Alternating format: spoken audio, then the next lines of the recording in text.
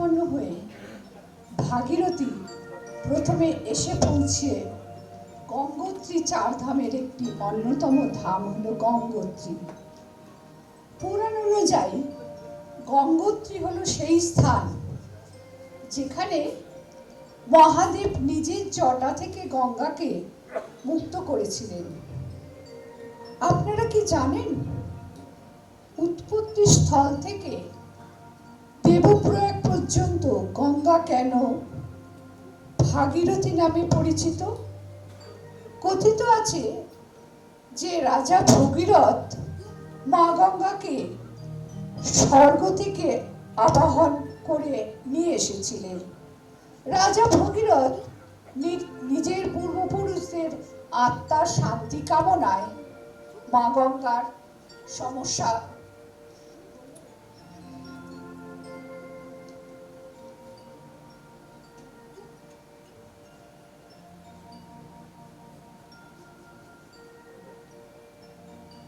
রাজা ভগীরথ নিজের পূর্বপুরুষদের আত্মার শান্তি কামনায় মা গঙ্গার তপস্যা করেছিলেন, যার ফলস্বরূপ মা গঙ্গা পৃথিবীতে অবতরণ করেন।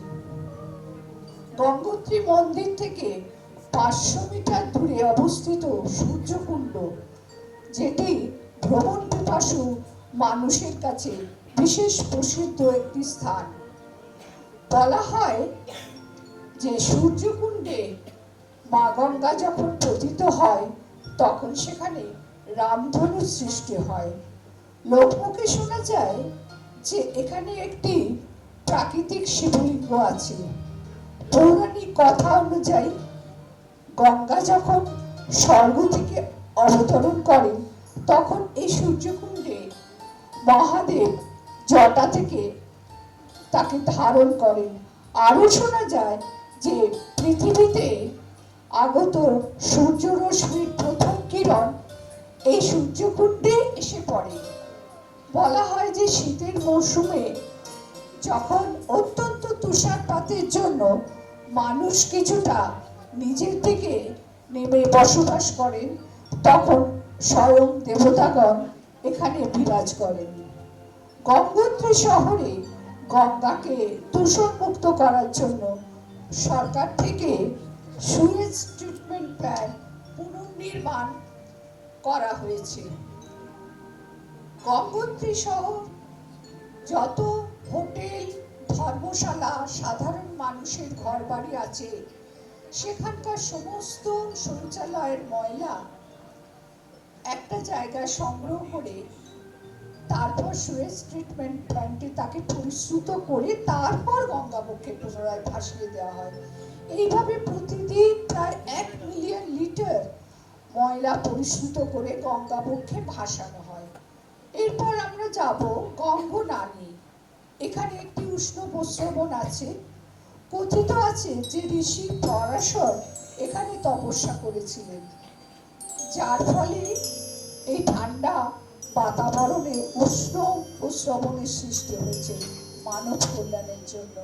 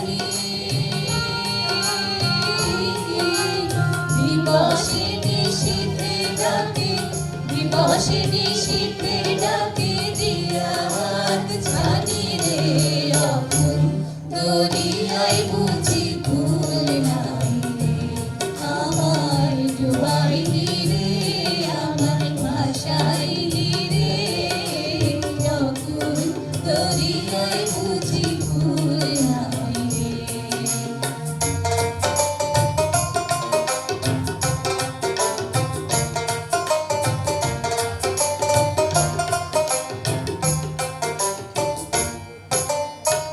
পাংশা জলে সাই ভাষায় সাগরের বাণী ও হো ও হো ও হো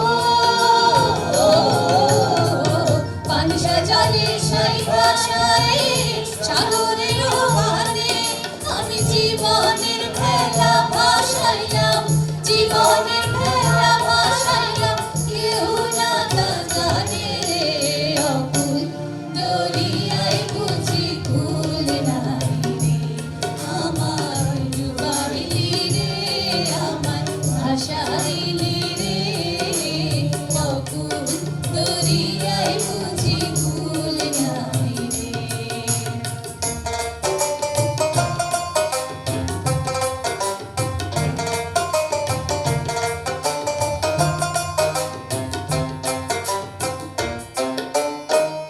আসমান চাঁদে দুনিয়া পানে দুনিয়া আসমান পানে ও হো ও হো ও হো আসমান চাঁদে দুনিয়া পানে দুনিয়া আসমান পানে আর লক্ষ বছর পার হইল লক্ষ বছর পার হইল কেউ না তা জানে রে অকুল দরিয়ায় বুঝি ভুল নাই রে আমার ডুবাইলি রে আমার ভাসাইলি রে অকুল দরিয়ায় বুঝি ভুল নাই রে ভুল নাই সীমা নাই অথই দরিয়ার পানি দিবসে নিশীথে ডাকে দিবসে নিশীথে ডাকে দিয়া হাত ছানি রে অকুল দরিয়ায় বুঝি ভুল নাই রে আমার ডুবাইলি রে আমায় ভাসাইলি রে অকুল দরিয়ায় বুঝি ভুল নাই রে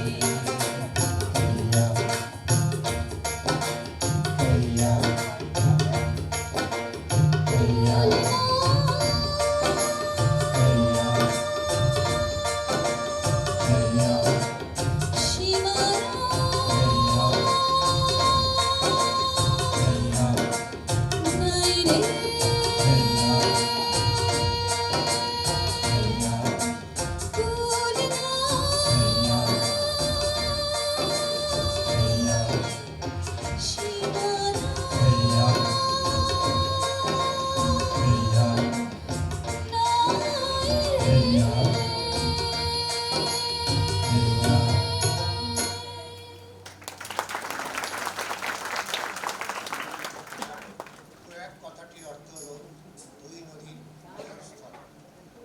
এরপর আমরা যাব মহাদেবের নামের সাথে যুক্ত সেই স্থানে যা রুদ্রপ্রয়াগ নামে পরিচিত। এই রুদ্রপ্রয়াগে মন্দাকিনী নদী অলকানন্দা নদীর সাথে মিলিত হয়। এই মিলিত প্রবাহ গিয়ে ভাগীরথীতে মেশে। অলকানন্দা নদীর গতিপথে 5টি প্রয়াগ রয়েছে। এক সময় মনে হয় যদি এই দুই নদী সঙ্গম এখানে না হতো তাহলে কি এই রুদ্রপ্রয়াগ শহরটি কোনোদিন গড়ে উঠতে পারত? গঙ্গোত্রী থেকে 270 কিলোমিটার দূরে অবস্থিত এই রুদ্রপ্রয়াগ। এখানে রয়েছে প্রাচীন রুদ্র মন্দির। এখানে মহাদেব রুদ্র অবতার রূপে বিরাজ করে। কথিত আছে যে মহারাজ নীলকণ্ঠকে এই স্থানে মহাদেব রুদ্র রূপে আশীর্বাদ করেছিলেন। মন্দাকিনী ও অলকানন্দন মিলিত প্রবাহ ও তার নির্মলতা দেখে মন এক অজানা আনন্দে ভরে যায়। আমরা হিন্দুরা কত ধার্মিক, মা গঙ্গাকে আমরা কত মানি। দূর দূরান্ত থেকে কত কষ্ট করে আমরা এসে গঙ্গা মায়ের বন্দনা করি, কিন্তু যাবার সময় পূজার সামগ্রী মা গঙ্গার বুকের ওপর ফেলে চলে যাই। একবারও ভাবি না যে এর ফলে ধীরে ধীরে আমাদের মাকে কলুষিত করে চলেছি। তার নির্মলতা রক্ষা করা আমাদেরই দায়িত্ব। এরপর আমরা যাব কোটেশ্বর মহাদেব মন্দিরে, যেটি একটি পার্বত্য গুহার মধ্যে অবস্থিত। স্কন্দ পুরাণে এই মন্দিরের বর্ণনা আছে। ত্রেতা যুগে অর্থাৎ আনুমানিক 5000 বছর পুরনো এই সেই মন্দির। বলা হয় পাণ্ডবেরা এই গুহার সুড়ঙ্গের মধ্য দিয়ে পাহাড়ে উপর পৌঁছেছিলেন। এখানে গঙ্গা উত্তর বাহিনী। বলা হয় যে গঙ্গা যেখানে উত্তরামুখী প্রভাবিত হয় সেখানে ঈশ্বর বিরাজ করে।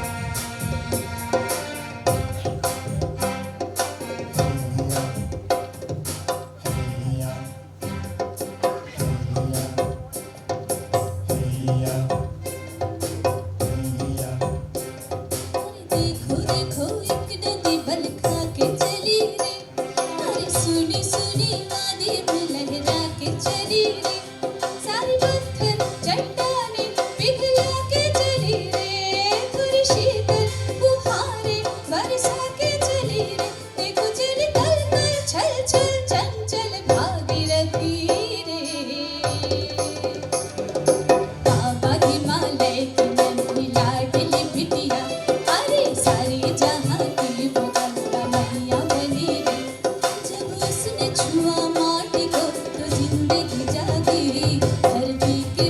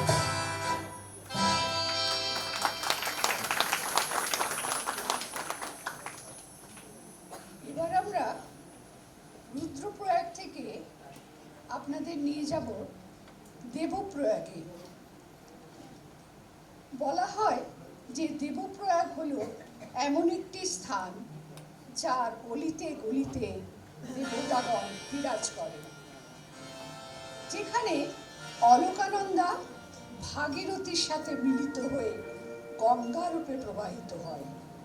কথিত আছে অলকানন্দা ও ভাগীরথীর সঙ্গমস্থলে রাজা ভগীরথ মা গঙ্গার দর্শন পেয়েছিলেন। এই স্থানই গঙ্গার জন্মস্থল রূপে প্রসিদ্ধ। এখানকার প্রাকৃতিক সৌন্দর্য অভূতপূর্ব, যা দেখলে মনে হয় স্বর্গে পৌঁছে গেছি। শোনা যায় এই অঞ্চলে রাজা ভগীরথ পিতৃতর্পণ ও পিণ্ডদান করেছিলেন।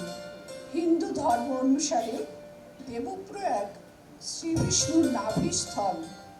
এখানকার পবিত্র জলে স্নান করলে মানুষের সমস্ত রোগ মুক্তি ঘটে। কিন্তু মানুষ এই পবিত্র জলকে ক্রমশ দূষিত করে যাচ্ছে, যা দেখলে সত্যি আমাদের চোখ অশ্রুসিক্ত হয়ে ওঠে। এরপর আমরা এখানকার প্রসিদ্ধ রঘুনাথ মন্দির দর্শন করব। কথিত আছে রঘুনাথ মন্দিরের সিঁড়ি মানুষকে সোজা স্বর্গের পথে নিয়ে যায়। এই মন্দির 10,000 বছরের পুরনো। বলা হয় যে রাবণকে বধ করার পর রাম এখানে এসে তপস্যা করেছিলেন। আবার কেউ কেউ বলেন পাণ্ডবেরা এখানে এসে তপস্যা করেছিলেন। হিন্দু শাস্ত্রে রঘুনাথ মন্দিরের যথেষ্ট গুরুত্ব আছে।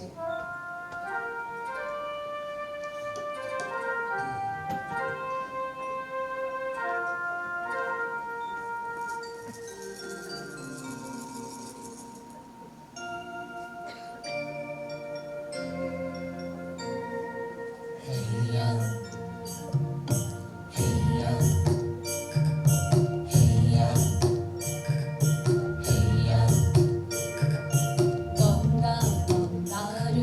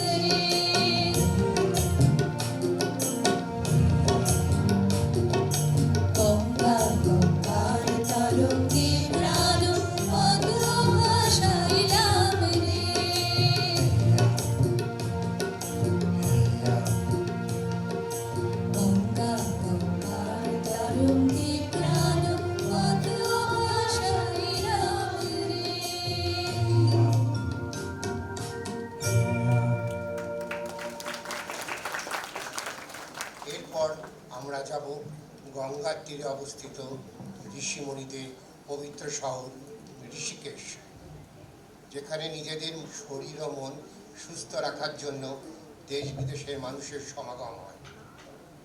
ভারতবর্ষে বিশ্বের দরবারে নানা বিষয়ের জন্য সুপ্রসিদ্ধ, যেমন আমাদের সংস্কৃতি, আমাদের ইতিহাস, আমাদের বিভিন্নতা, আমাদের আয়ুর্বেদ ইত্যাদি। তাছাড়া ভারতবর্ষ তার যোগ সাধনার জন্য পৃথিবী বিখ্যাত।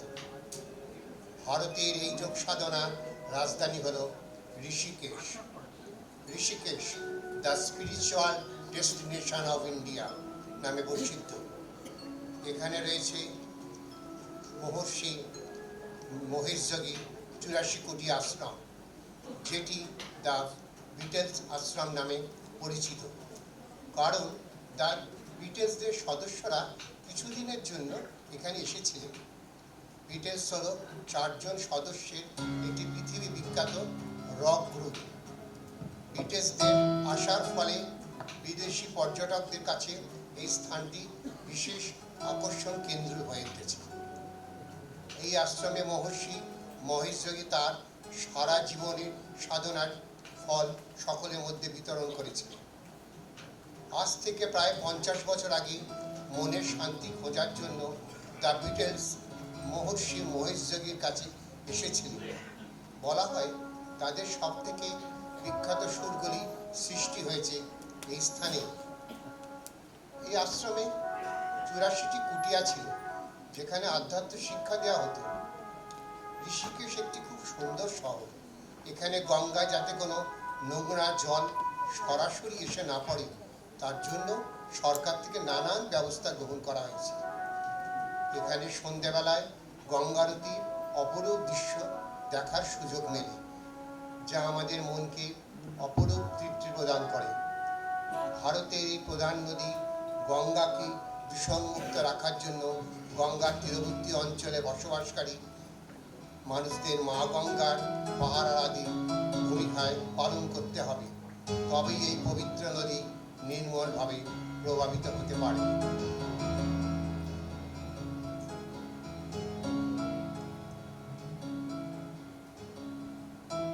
ও নদীরে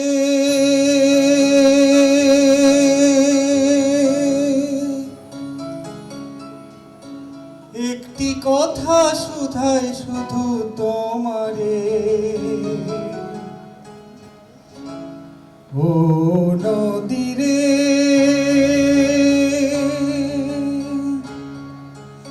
একটি কথা শুধাই শুধু তোমারে, বলো কোথায় তোমার দেশ, তোমার নেই কি চলার শেষ। ও নদীরে একটি কথা শুধাই শুধু তোমারে, বলো কোথায় তোমার দেশ, তোমার নেই কি চলার শেষ। ও নদীরে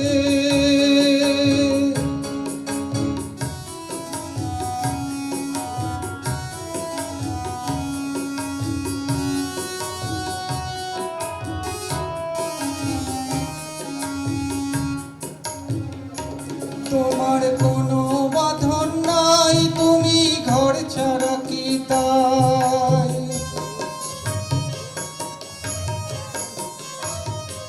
তোমার কোনো বাঁধন নাই, তুমি ঘর ছাড়া কি তাই। এই আছো ভাটায়, আবার এই তো দেখি জোয়ারে, বলো কোথায় তোমার দেশ, তোমার নেই কি চলার শেষ। ও নদীরে একটি কথা শুধাই শুধু তোমারে, বলো কোথায় তোমার দেশ, তোমার নেই কি চলার শেষ। ও নদীরে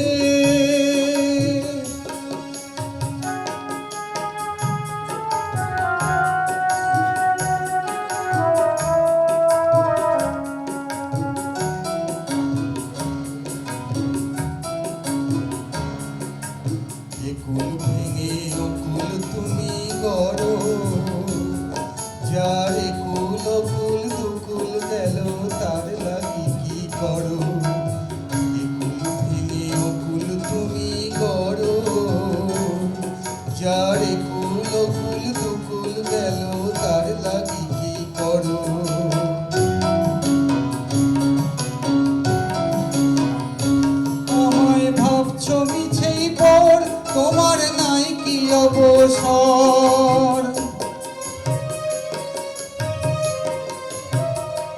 আমায় ভাবছো মিছেই বর, তোমার নাই কি অবসর। সুখ দুঃখের কথা কিছু করলে না হয় আমারে, বলো কোথায় তোমার দেশ, তোমার নেই কি চলার শেষ। কোনো দিনে একটি কথা শুধাই শুধু তোমারে, বলো কোথায় তোমার দেশ, তোমার নেই কি চলার শেষ। কোনো দিনে, কোনো দিনে, কোনো দিনে।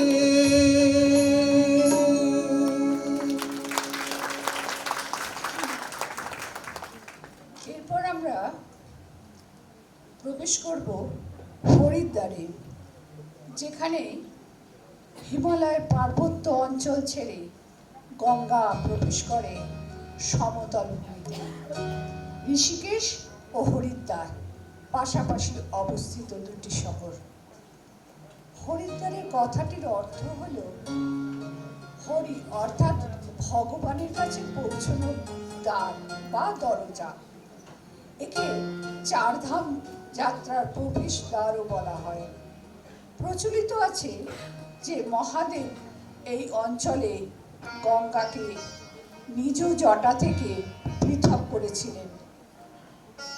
বলা হয় যে মনোবাঞ্ছা নিয়ে মা গঙ্গাকে প্রার্থনা করা হয়, মা তা পূরণ করেন। হরিদ্বারের সবচেয়ে প্রসিদ্ধ ঘাট হল হর কি পৌড়ি। হর অর্থাৎ স্বয়ং ভগবানের পৌড়ি, অর্থাৎ পা যে স্থানে পড়েছে সেই স্থানই হল হর কি পৌড়ি। সেই কারণেই যুগ যুগ ধরে এই ঘাটের এত মাহাত্ম্য। লক্ষ লক্ষ মানুষ দূর দূরান্ত থেকে এখানে ছুটে আসে তাদের পাপ মোচনের জন্য। গঙ্গাবক্ষে তাদের অর্ঘ্য প্রদান করে তাদের মানসিক শান্তির জন্য। শোনা যায় গঙ্গা জলকে যদি কোনো পাত্রে ধরে রাখা যায় তাহলে তা কোনো দিন নষ্ট হয় না। যদি তামা বা পিতলের পাত্রে রাখা হয় তাহলে তো সোনায় সোহাগা। হরিদ্বারের আরেকটি বিখ্যাত দর্শনীয় স্থান হল রাজাজি ন্যাশনাল পার্ক। আমরা জানি নদীর সাথে অরণ্য প্রকৃতির একটি নিবিড় সম্পর্ক রয়েছে। যেখান দিয়ে নদী প্রবাহিত হয়েছে তার তীরবর্তী স্থানে গড়ে উঠেছে বিপুল অরণ্য। হরিদ্বারের রাজাজি ন্যাশনাল পার্কে রয়েছে নানা রকম পশু পাখির সমাবেশ। তাছাড়া এখানে শিবালিক পাহাড়ের উপর রয়েছে চণ্ডী মন্দির।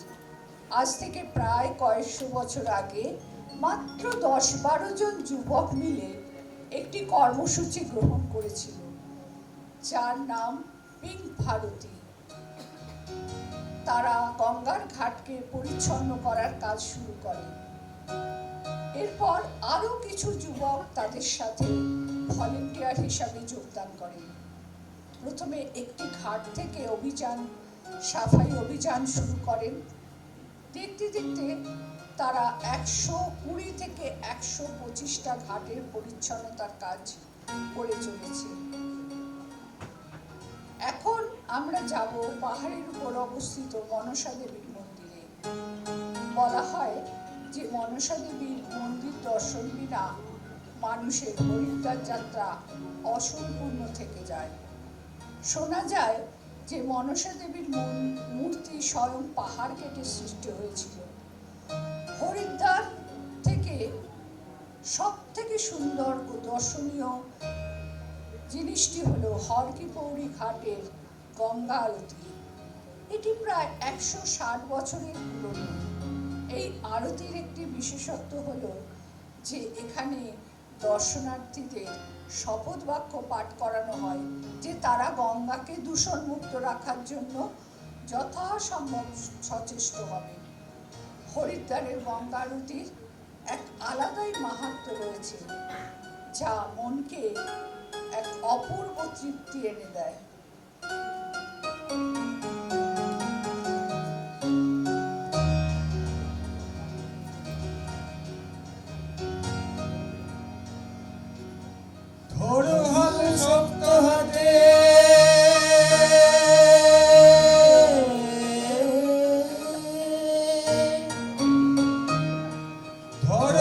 শক্ত হাতে হয়ে কি নদীর সাথে বলবে না নৌকা ভীষণ ঝরে রে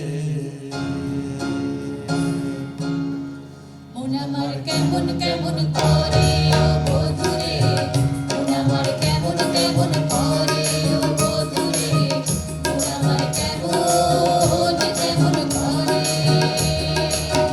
যদি হয় গাইল তুফান আইতে যাবি রে ভেসে ভেসে যাবি ভেসে মদিনা নগরে যদি হয় গাইল তুফান আইতে যাবি রে ভেসে ভেসে যাবি ভেসে মদিনা নগরে ধর হয় শক্ত হাতে ধর হয় শক্ত হাতে হয় কি নদীর সাথে বলবে না নৌকা ভীষণ ধরে